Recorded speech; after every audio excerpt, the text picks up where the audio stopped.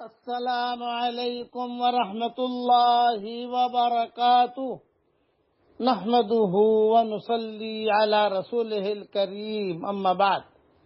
آج کا سبق سن لیجئے۔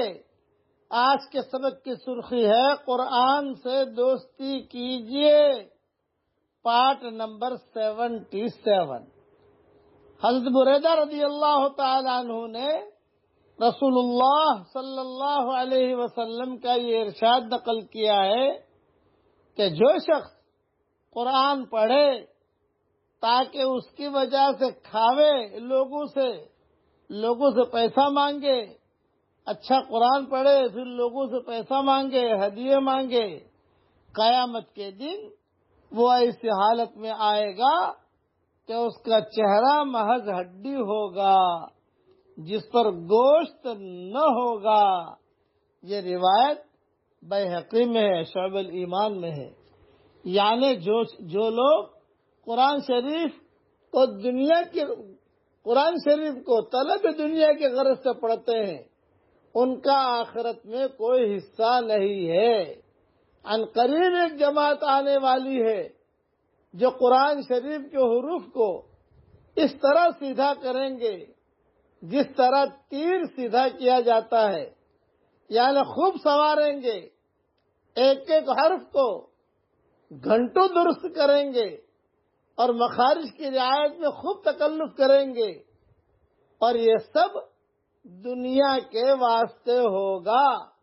آخرت سے ان لوگوں کو کچھ بھی سروکار نہ ہوگا، آخرت سے کوئی لگاؤ نہیں، بس اچھی آواز اور اچھی طریقے سے جھوم جھوم کے پڑھنا تاکہ لوگ تعریف کریں، لوگ کہیں کہ واہ بھائی بڑی لمبی سانس ہے، بڑا اچھا پڑھا۔ مقصد یہ ہے کہ محض خوش آوازی اور محض لوگوں کو دکھانا اور بھی لوگوں سے پیسے لینا، فرمائے یہ بیکار ہے جبکہ اس میں اخلاص نہ ہو، محض دنیا کمانے کے واسطے کیا جائے۔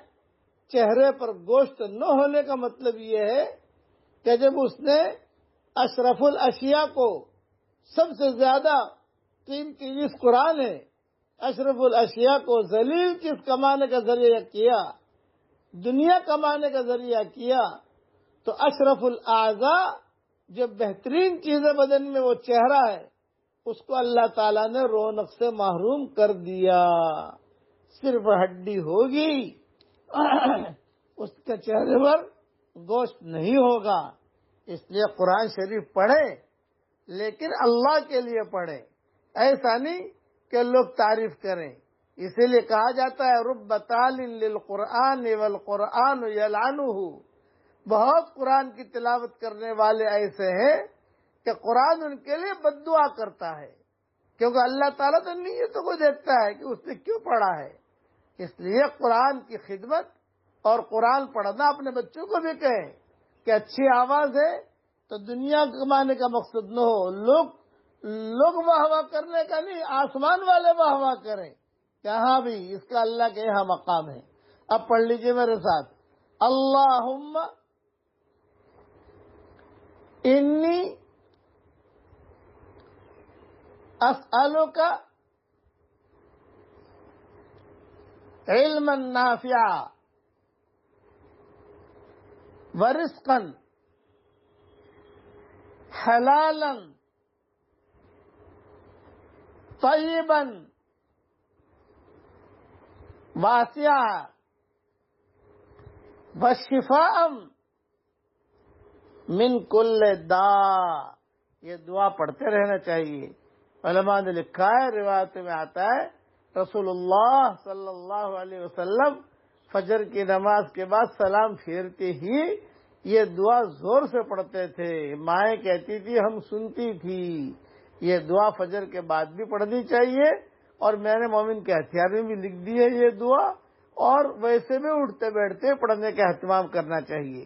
اللہ تعالیٰ یہ دعا ہم سب کے لیے قبول فرمائے، اور قرآن کی خدمت کرنے کی اخلاص کے ساتھ اللہ تعالیٰ ہم سب کو توفیق عطا فرمائے۔ آمین۔ وآخر دعوانا ان الحمد للہ رب العالمین۔